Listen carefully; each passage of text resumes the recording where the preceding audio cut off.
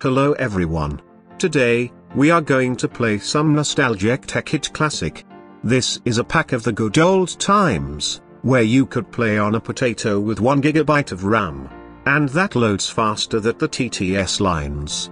After quickly adjusting the settings and not cutting this segment because I would run out of text space, we can start gathering some wood. And I don't know if the lack of an arm is due to some old game compatibility glitch or just old Minecraft. But, even tough, I'm using Java 6 and a 10 years old launcher backup in offline mode, we are still glitched. Anyways, we shall now make a crafting table, and I forgot that you should get 4 planks out of a single log. And we also get 4 sticks out of 2 planks. No need for saw or weird tools. Anyways, we make our wooden pickaxe. But, before mining, we should probably make an axe and start collecting some more wood. We shall also explore a bit, thus finding a volcano and a rubber 3. We are going to need rubber later, so better collect it. Next we also found a desert with a village, which only has some wheat to offer. We gladly take it. Since the sun is starting to set, we shall gather some cobblestone so that we can make a furnace. And I forgot, when was the last mod pack where you could make charcoal in a furnace? Now that we have torches, stone tools, food, and is almost night, we shall go digging. And, of course, the first thing we find is coal. We could have spared making charcoal. Right next to that, we find our first iron. I forgot how easy it was getting the basic resources doing cave mining. We shall smelt right away some for making a better pick. And it was in that moment that we found some company. Luckily it looks like they are busy, so we can mind our own business and finish our new shiny tool. The first non-vanilla ore we find is uranium. Next, we have some copper. And you can see some tin ore behind this lava spot. We shall smelt a bunch of that last mineral on the spot. That is for making a bunch of cells, which we can use to collect some lava. Then, we collect a bunch more of materials which we will use later on. But we could not find any diamond. That's why I hate vanilla mining. I have even found tungsten, which has double of the diamond EMC. So, after this quick mining session, we are going to give up on diamonds and go above with just this stuff. This strip was probably enough to last for the rest of the pack, because that is one of the most unbalanced and funniest packs ever made. Anyways, let's start settling down by placing our stuff and depositing everything into a chest. And the only mod I really miss is mouse tweaks. Next, we shall have our new doors, made out of 6 planks each, and start having a wall around our stuff. Finally, we can start smelting some ores. And we must not forget about cultivating some rubber 3s. We can make our first mod item by cooking iron twice. That's the equivalent of modern steel, I guess. Then we shall craft a tree tap so that we can collect some resin, which we will smelt into rubber. Once we have refined a bunch of the raw materials, we can finally start making some machinery, like a generator and an extractor, which we can finally place down. We power up the generator and thus we can start producing more rubber for the next machines. The next machine we shall make is probably the one that first introduced ore doubling into modded Minecraft, the IC2 macerator. We quickly connect it to the generator and then we can start doubling our ores. And I think this is about as slow as a GregTech steam machine. Next we shall macerate some tin and some copper, so that we can get bronze with the worst ratio ever. We can use that for making a wrench that doesn't even guarantee that the machines we are going to wrench will come out intact. Next, we shall make the last machine, a compressor. We can now alloy the three main materials and compress them for the advanced alloy plates. We also have to macerate, compact and compress some coal for obtaining carbon plates. We can use these last two advanced materials to craft an advanced machine hull, which we can use to upgrade our macerator. This upgraded version will start off being slower than the normal version, however, given enough time, it will be way faster. And this is the maximum speed without overclocks. Next we shall take some water and craft it with lava to obtain obsidian. We are going to craft it with some compressed coal dust to obtain a big coal chunk, which we shall compress to obtain our first diamond. Next, we shall lava cast a portal. But it looks like we can't drop lava out of the cells. So, we quickly make a solar panel to keep up our base and then go back into the cave to gather some more lava. Now we can make enough obsidian for a portal. In the nether there are some ores that will give us double the amount of resource, but these tend to explode so we ignore them. The thing we came here for is glowstone. We quickly gather as much as we can and then we run away, since we have no armor yet. Now we can finally craft the first item of the most overpowered mod ever made in Minecraft, equivalent exchange 2. The first item is the Philosopher's Stone, which, when used in the world, can turn things into other things. We can also use that for converting items like 4 gold for 1 diamond. Next, we shall use it for crafting a transmutation table. This device will convert any item into any other item with equivalent EMC value. We can turn some gold into all the bread that can fill our inventory. And thus we have converted everything we mined into 40 diamonds. This device has one catch: items are divided between matter and fuel types, and we can't convert one kind of item into the other using only this device. To fix that issue, we are going to craft a condenser. This is a device that works like a transmutation table but need a target item to condense other stuff into, but it doesn't not have type restrictions. So, yeah, now the only thing we have to do is gather more EMC. My favorite way is also the worst one, a quarry. We shall pulse it outside with the condenser on top to compress what it will dig and a redstone engine to not power it.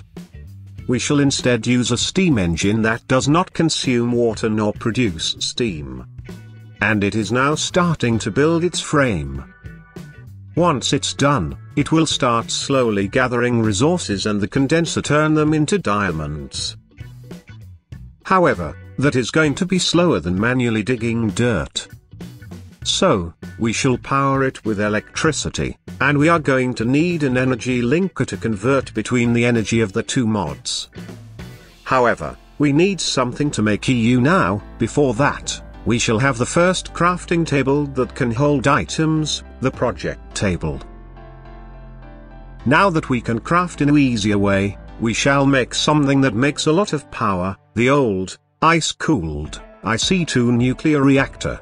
In this version, there is no need for hazmat suit or other annoyances. To cool it down, we could use water but I never figured out how to. So we double compress a water cell and condense infinite ice. Now we can place it down, regulate the voltage, power the energy linker and use that to speed up our quarry. All there is left to do is to have a cooling setup as described earlier on. Once the item engine speeds up and we have a leftover trash pipe, we can throw in some uranium to start up everything. You can see how much faster the quarry is working now. After a while, the quarry reached the bedrock and this is about how much stuff you get out of a chunk. So, using some landmarks, we give it a bunch more of chunks to work. And here you can see how fast it cleans its working area. Now that we have some spare EMC, we can start working on a better armor. Which, of course, is the nanosuit. The nanosuit of this version is slightly better than the quantum suit of newer version. It gives about the same protection, but you won't die if someone throws a tiny pile of uranium at you. With our new armor, we are going to gather some blaze rod as sample. We are going to use these for a setup that, in a way or the other, was fixed or banned in most tekkit classic public servers. The issue is that a macerator would give you 5 blaze powders instead of the vanilla 2. But the EMC values weren't tweaked, so you could turn 2 powders back into a rod and have 3 as a profit. Let's automate that bugged setup that was either beloved or hated by tekkit veterans. We shall have a rotatory macerator. We must be careful not to connect it to an MV line without first inserting a transformer upgrade. Now we can put a redstone torch close by to make it speed up. And we can overclock it too. Next, we are going to use buildcraft instead of projected because it's easy to use and craft. Also it's more mainstream. We use wooden pipes powered by redstone engines to extract items. Each engine stroke will pull 1 item. So, we place 2 engines to feed powders back to the rod condenser and 3 that will send the gain to the quarry condenser. Once everything is connected, we can start to see EMC multiplication. And, once the engines heats up and everything reaches the working speed, you can see how fast we make EMC. Now that we can afford it, we shall make some dark matter. This item has one really huge EMC value and we are starting to get into the fun stuff. And we shall also convert all of our diamonds into it and let the system stock it up. The first cool item we shall make with it is a Swift Wolf's Rending Gale. And, to use that, we also need a Klein Star. Klein Stars are a series of EMC batteries. They can also allow for conversion between fuel and matter type right into the transmutation table. With these 2 items, we have now access to creative flight at the cost of EMC. And this is about how much you were allowed to do on public tekkit classic servers. You can do that in a few hours. Now we are going further and further into the stuff that wasn't allowed.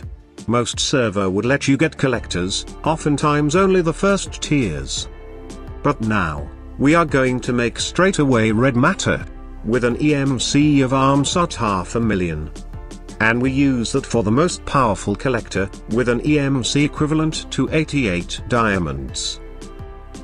This block will passively produce EMC and use it to upgrade fuels. And, if it looks slow, it is because I forgot that it requires light to work.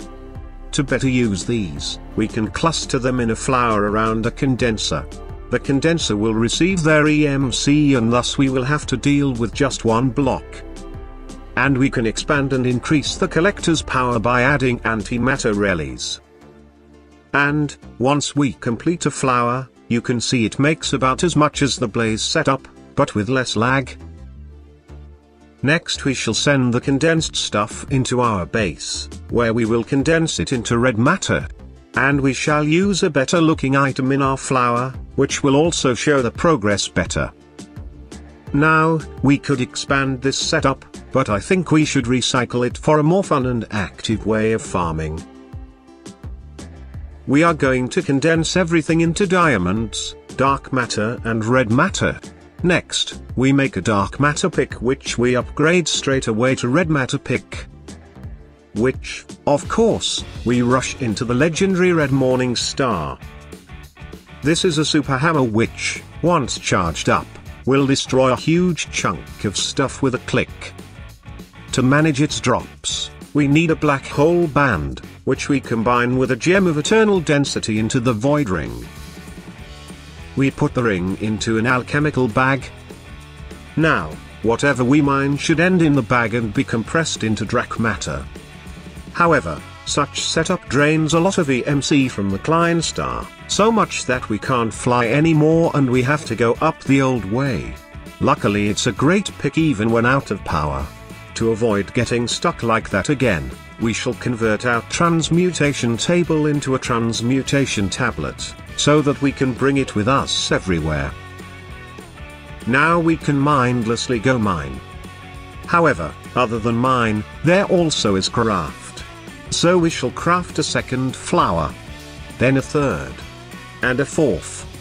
And that's probably how people get addicted to idle incremental games. You might be wondering what one could possibly do with all of that EMC.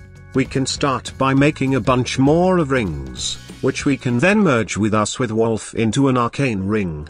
This ring gives many powers, like creative flight at no cost. Also, it's a fashionable RGB item that can change its color. In bloom mode, it can shoot snowballs. Red shoots fire.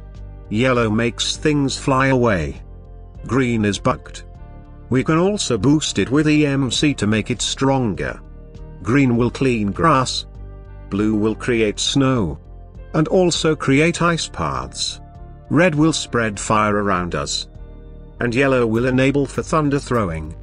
The next red matter tool we can make is the katar, which is a great sword and a great hoe at the same time.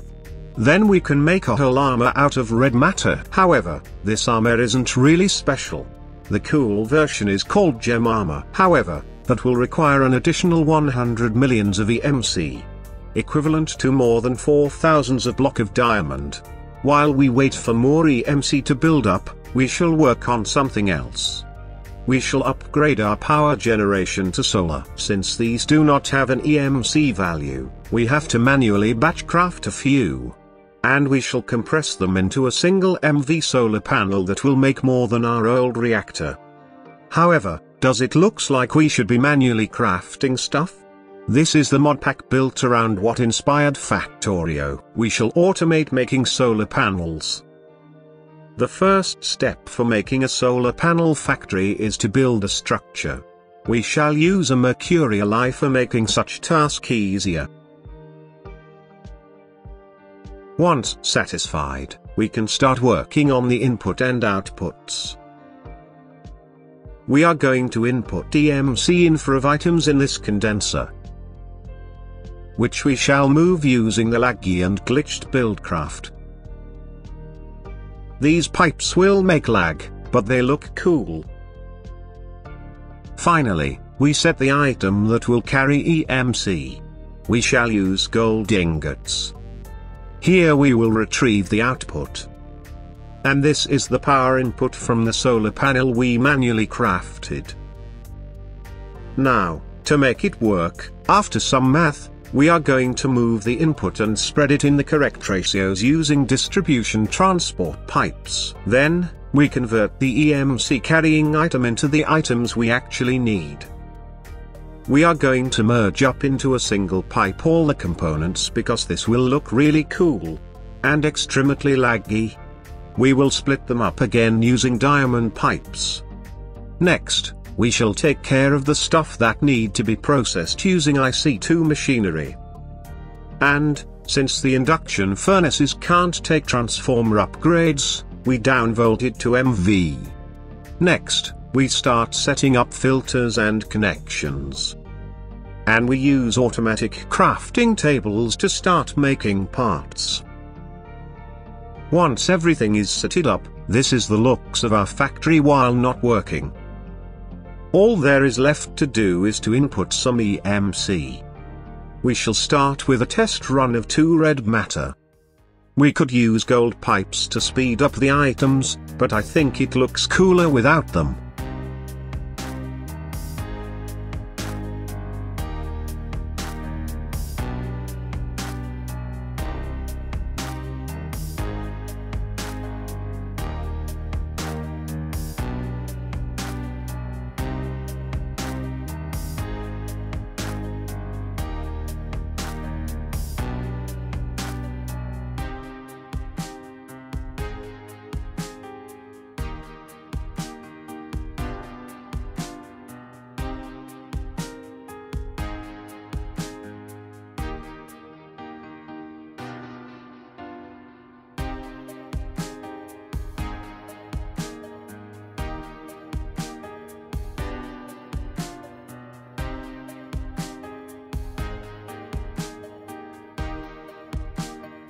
And this is about how much we got from the test run. Now we can drop in a bunch more of red matter to make a decent amount of solar panels.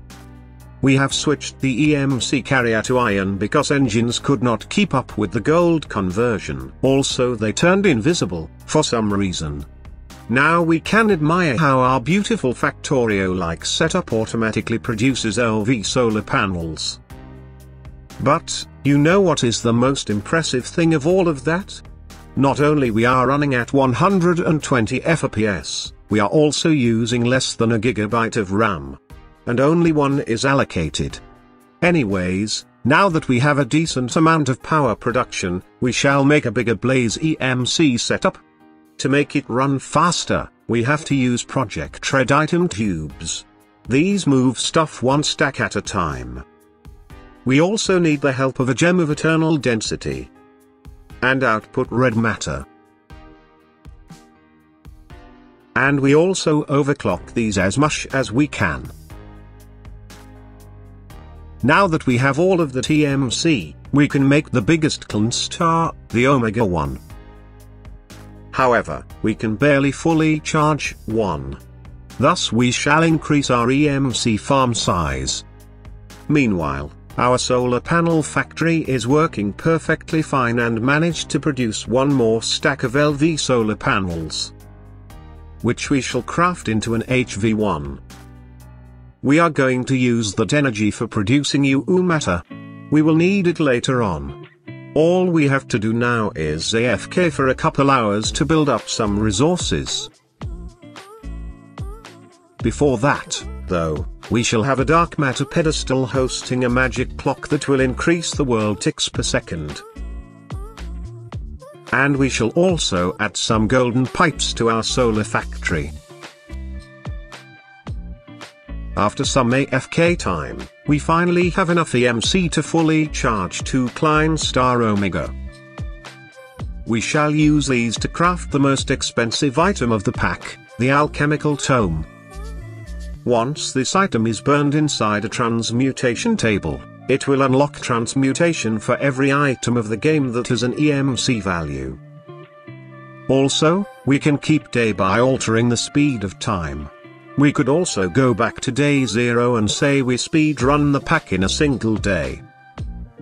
Once we have charged 4 more Klein Star Omega, we can finally craft the gem armor, which is composed by the Abyss Helmet, Infernal Armor, Gravity Greaves, and Hurricane Boots. This armor offers some quite interesting offensive ability, such as thunders and explosions. Also it improves movements such as walking, flying and falling speed, while also not having durability and absorbing almost every damage. There is only one thing that can kill us now, nukes. So, do you know what you have to do to be invulnerable to nukes? Yeah, you have to become nuclear yourself. To do that, we need to merge ourselves with the universe by dressing a quantum suit armor. The one in this version absorb over 100% of the damage taken. However, that requires iridium, which does not have EMC nor a crafting recipe. You must know the secret recipe, which is writing an I in a crafting grid using universally usable matter. And, after crafting it, we charge it. Now that nothing can stop us, we shall finally go finish this game. So, we quickly find and reach the end portal. Then, to fight the Ender Dragon, we shall use an Archangel's Ring, which is basically a glorified multi-shoot crossbow with aimbot. It also has an automatic mode. And after an intensive fight, we finished this gem of a pack once again. I didn't put in the video a lot of fun thing and mod that this pack contains. Also, as you noticed, due to newer hardware and software, there were quite some bugs and glitches. But overall, I still think this pack is still worth playing in the current year. Bye bye.